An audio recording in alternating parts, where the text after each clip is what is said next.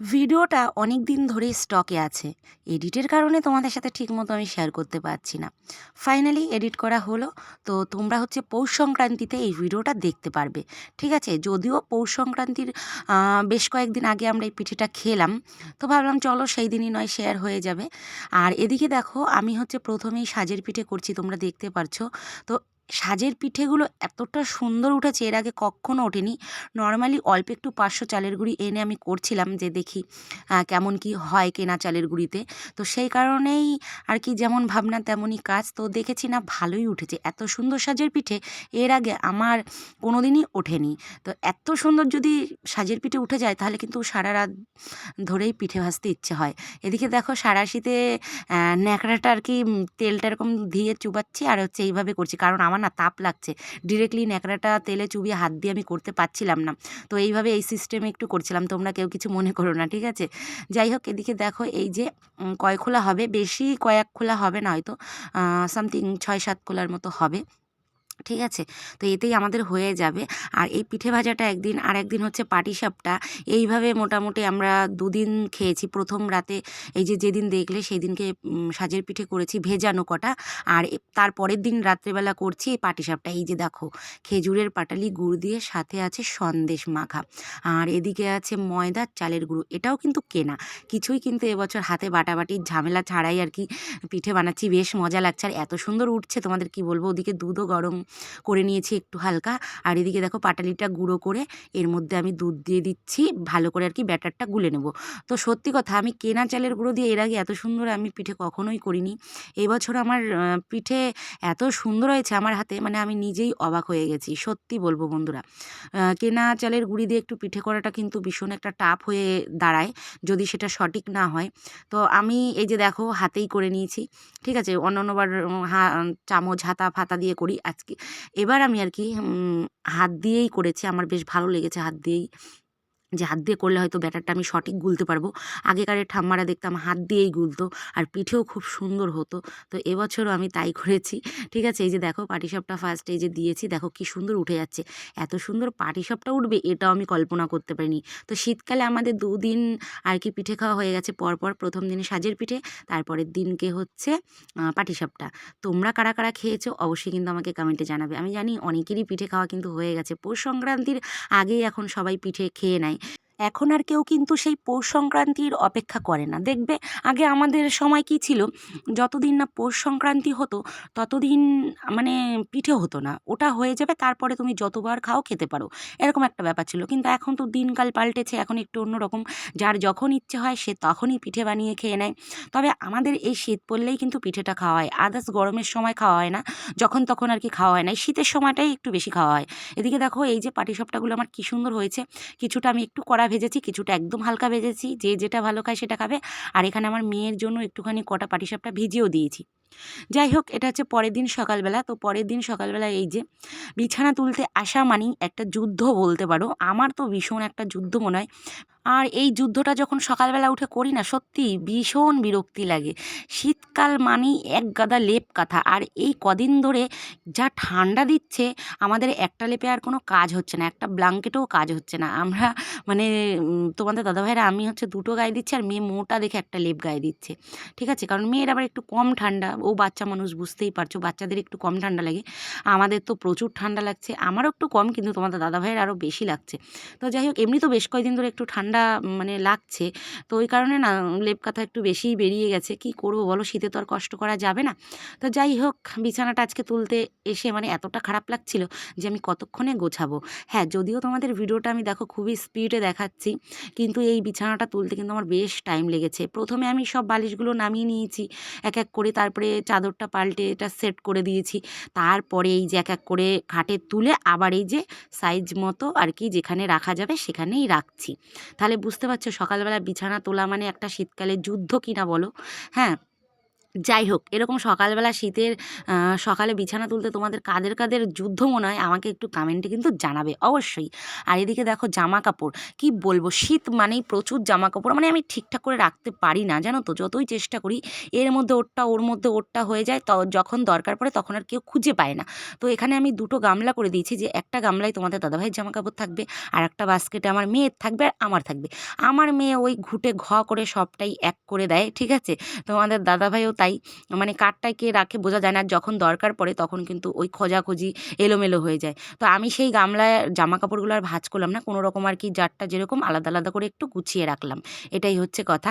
আর এদিকে দেখো এই জিনিসটা এত পরিমাণে ঘোটাঘুটি হয়, আমার মেয়ে বলতে পারো প্রত্যেকটা দিন এটা একটা মানে ওর হচ্ছে তল্লাশি না করলে হয় না, একেবারে 3টে বেলাই তল্লাশি চালায় ওইখানটায়। তো যাই হোক, ওখানটাও একটু ভাঁজ করে নিলাম। আর আমার মেয়ের জামা এত পরিমাণে তোমাদের কি বলবো, দেখো মানে সারা জায়গায় ওর জামা কাপড়, আর ওর তো ছোট ছোট হাত মোজা, পা মোজা, টুপি, এগুলো তো ছোট ছোট। তো এইগুলো না আমি একটুখানি এই যে ভাঁজ করে এটার মধ্যে বলি যে তুই রাখবি, তো ও তো আর রাখে না, আমাকেই রাখতে হয়, কিন্তু সেই অবধি আবার ও রাখে না গুছিয়ে, ও এখানে ওখানে ছড়িয়ে ছিটিয়ে রাখে। আমি আবার ওই যেই দিনকে সময় পাই সেই দিনকে আর কি গুছিয়ে গাছিয়ে রাখি।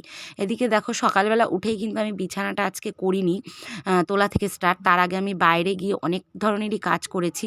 হ্যাঁ, আর হচ্ছে আমাদের বেশ কয়েকটা মুরগি আছে, তোমাদের সাথে শেয়ার করেছি, সেগুলোকে প্রথম খেতে দেয়া কাজ। হ্যাঁ, মুরগিগুলোকে খেতে দিয়ে রান্নাঘরের আগে টুকটাক একটু কাজটা আমি কমপ্লিট করে এসেছি। তারপরে এই যে ঘরে বিছানা তোলা দিয়ে স্টার্ট করেছি। মানে সকালবেলা উঠলেই যে আমরা মেয়ে ছেলেরা কত কাজ করতে পারি, সেটা তোমাদের এই সব ভিডিওতে সম্পূর্ণ দেখানো একদমই মানে সম্ভব নয়। তো তারপরে যতটুকু পারি ততটুকুই তোমাদের সাথে শেয়ার করার চেষ্টা করি, ঠিক আছে বন্ধুরা। তো যাই হোক, এই যে দেখো আমার মোছামুছি তো হয়ে গেছে, এখন আমি ঘরটা খুব সুন্দর করে ক্লিন করে ঝাড় দিয়ে নেবো। আর আজ হচ্ছে বারে হচ্ছে তোমাদের কি বলবো, বৃহস্পতিবার।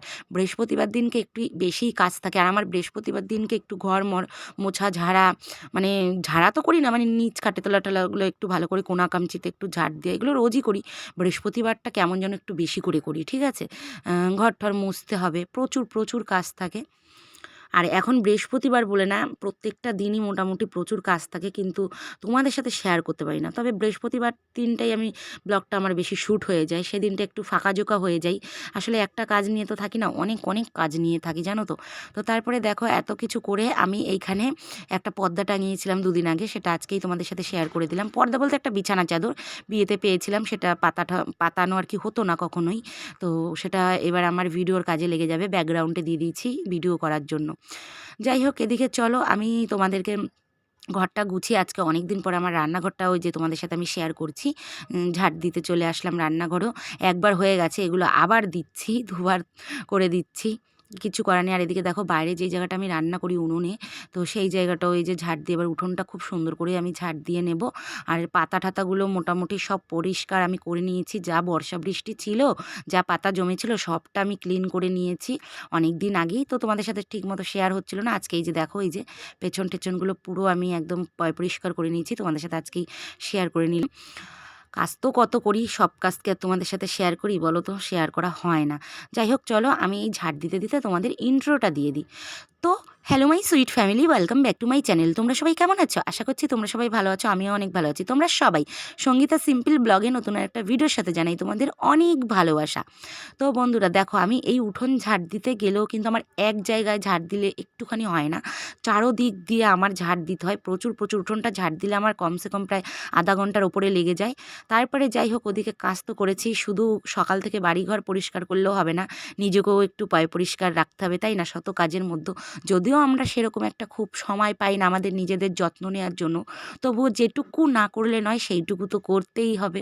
তো যাই হোক, ব্রাশে কলগেট ভরিয়ে নিয়ে চলে এলাম, এবার চলো কলপাত দিয়ে ব্রাশ করে চলে আসি। কলপার দিয়ে ফাঁকে আমি ব্রাশ করে চলে এলাম, আর এখন হচ্ছে এসে এবার ঘরটা মুছবো। শীতকালে বুঝতেই পারছো, মানে আমি জুতো পরে ঘরটা মুছছি, আমি জুতো পরেই সবসময় কাজটা করি, কারণ কি বলো তো, ভীষণ ঠান্ডা তো মেঝে, শীতকাল বুঝতেই পারছো। ঘরে এটা আমার ঘরেরই জুতো, এটা আমার বাইরের জুতো না, ঠিক আছে, ঘরেরই জুতো, ঘরেই পরি, আমাদের প্রত্যেকের ঘরের জুতো আছে। তো এই জুতো পরেই কাজগুলো করা হয়, কি করব বলো, ঠান্ডায় মানে কোনো কিছুই ভালো লাগে না, মেঝেতে তো পা দিতেই ইচ্ছে করে না।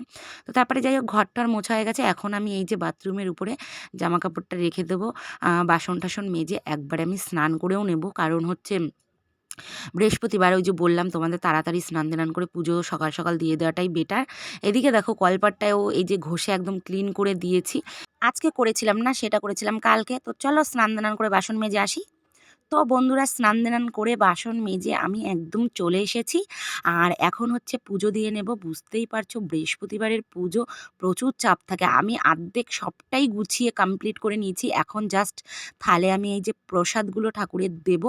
আর হচ্ছে ধূপকাঠি প্রদীপ সবই জ্বালানো হয়ে গেছে। কি বলতো পুজোটার টাইম না একটু শান্তি চাই। সেই শান্তিটা ধরে যদি একটু মনটা স্থির না করে দিই তাহলে ভালো লাগে না। তো ওর জন্য আমি সবটাই গুছিয়ে গাছিয়ে কমপ্লিট করেই তারপরে এই যে পুজোটা আমি লাস্টে ধূপকাঠি ধরিয়ে প্রসাদ দিয়ে আর কি এইটা করলাম। তো তোমাদের আমি দেখাবো পুজোটা দেওয়ার পরে আমাদের সিংহাসনটা অবশ্যই দেখাবো। এখন তো একটা সিংহাসন হয়ে গেছে আর একটা কমে গেছে। চেষ্টা করছি একটা বড় দেখে সিংহাসন আনার। ঠাকুর কবে মুখ তুলে চাইবে সেই দিনই হয়তো হবে। তো এই যে দেখো আমার সুন্দর করে পুজো দেওয়া হয়ে গেছে। আমার পুজো দেওয়াটা তোমাদের কাদের ভালো লাগে তোমরা কিন্তু অবশ্যই কমেন্টে জানাবে। এদিকে দেখো এই যে মালাও পরিয়ে দিয়েছে। আর এই যে দেখো সামনে একটা দেখতে পাচ্ছ গোমাতা, এটা হচ্ছে আমার শাশুড়ি গিয়েছিল ঘুরতে, সেখান থেকে নিয়ে এসেছে। খুব সুন্দর না বলো? দেখতেও খুব সুন্দর কিউট। কিন্তু জানো তো রাখার জায়গা নেই, কি বলবো? সেই হিসেবে সিংহাসনের ঠাকুর বেশি হয়ে গেছে। তবুও যেভাবে আর কি সুন্দর ছোট্ট জায়গার মধ্যেই আমি সাজিয়ে গুছিয়ে রাখার চেষ্টা করি যে কিভাবে ভালো হয় রাখলে। ঠিক আছে? এখন এইভাবে থাক। পরে যদি একটা বড় সিংহাসন আনতে পারি তারপরে একটু ভালো করে সাজাবো, তোমাদের দেখাবো। তো তারপরে যাই হোক এদিকে এসআর তো চালু হয়ে গেছে। মানুষের মনের মধ্যে অনেক টেনশন, অনেক ভয় জড়িয়ে গেছে। তো যাই হোক তেমনই আমার মনেও তাই। তবে আমার বিশেষ একটা ভয় নেই, কারণ আমার বাবার ২০০২ সালের ভোটার সবই আছে, তারও আগে আছে। তো টেনশন নেই, কিন্তু যাদের নেই তাদের তো খুবই একটা টেনশনের বিষয়। তো কাগজপত্রগুলো নিতে আসবে কবে কি সেটার জন্য আমি একটু গুছিয়ে রাখছিলাম, ঠিক আছে? প্রত্যেকেই করে ফেলেছে। আমি সবকিছুতেই একটু ঢিলা বলতে পারো। একদম স্পিডে কোনো কিছুই করতে পারি না। ঠিক আছে? তো এই কাগজপত্রগুলো এবার আমি গুছিয়ে-টুছিয়ে নিই চলো। আর এদিকে দেখো আমার খুঁজতে মাথা খারাপ হয়ে যাচ্ছে। কারণ এখন আমার বাবার একটা ডকুমেন্টস লাগবে। সেই ডকুমেন্টসটা আমি খোঁজার চেষ্টা করছি। যদি পেয়ে যাই ভালো, না হলে আমাকে বাড়ি গিয়েই আনতে হবে, কিছু করার নেই। আমি ভাবছিলাম যদি পেয়ে যাই তাহলে আমার বাড়িতে না গেলেও আমার বাড়িটা কিন্তু অনেকটাই দূরে। এই কারণে না আমার খুব প্রবলেম হয়ে যায়। আমি যখন তখন যেতে পারি না। চলো আমি ডকুমেন্টসগুলো খুঁজি আর এখানেই ব্লগটা শেষ করি। তোমাদের কেমন লাগলো আমার পুরো ব্লগটা অবশ্যই কমেন্টে জানাবে। আজকের মতো টাটা, এখানেই শেষ বন্ধুরা, সবাই ভালো থেকো।